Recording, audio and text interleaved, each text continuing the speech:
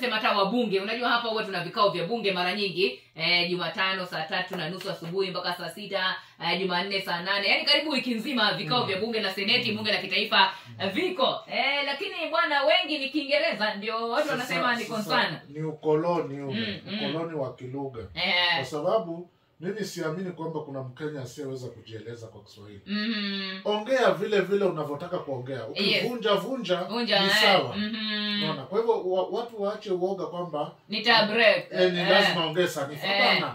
Tunataka lugha itumike whether sanifu or not. Unaona?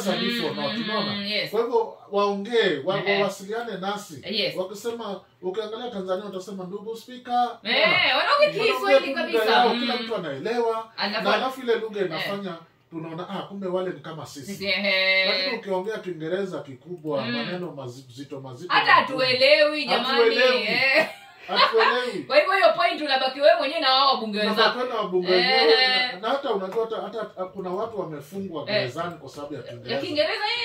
Jaji ana kesi inaendeshwa Kiingereza. Kila kitu Kiingereza. Ulifanya uliba mbuzi. Yeye anasema ajui kama anasema nini.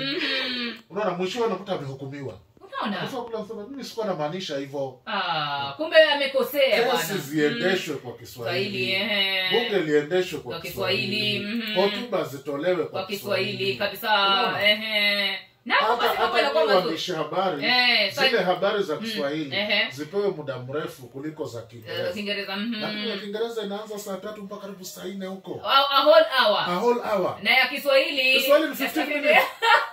Ndio na hadi kesho mtazamaji uwe na usiku 15. Unaona? Alafu zinakuwa ni kama kidogo hata wakati mwingine mnasema kwa habari za kina tutakuwa kwenye habari za saa 3 Tutaangalia hiyo. Sio Kiingereza. Anakwambia wananiotegea habari za saa 3 kwa lugha ya Kiingereza. Sitaangalia huko mimi na Kiswahili pekee yake.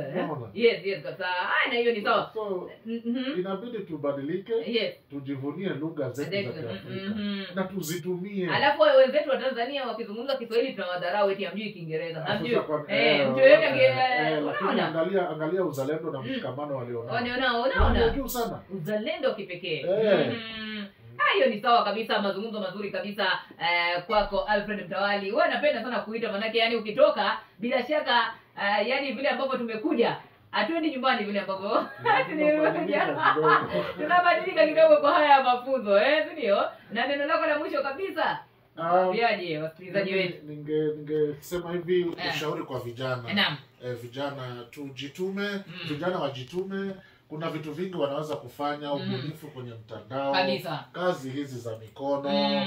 Yani badala ya kukaa pale na kulalamika, wafanye kitu na kulalamika hakuna kazi. Ukienda kule Uzunguni unakuta wanamuziki wako barabarani anapiga gita na anarushiwa sadaka. Ni kweli. Chukua kama ni chombo cha muziki ni msanii. Nenda hapa Kimati Street. Piga. Siku hizo anapiga hata picha zile video. Wanafanya kazi nzuri. Tutapita pale tukusupport. Wanafanya ma-acrobats sijui wasifanye hata kwenye barabara ndio hivyo unatoka kuona hivyo sasa wanapata riziki zao za siku.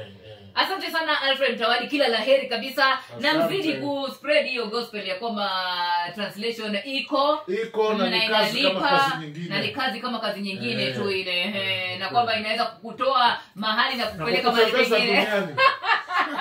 Kila laheri, salimia wote huko.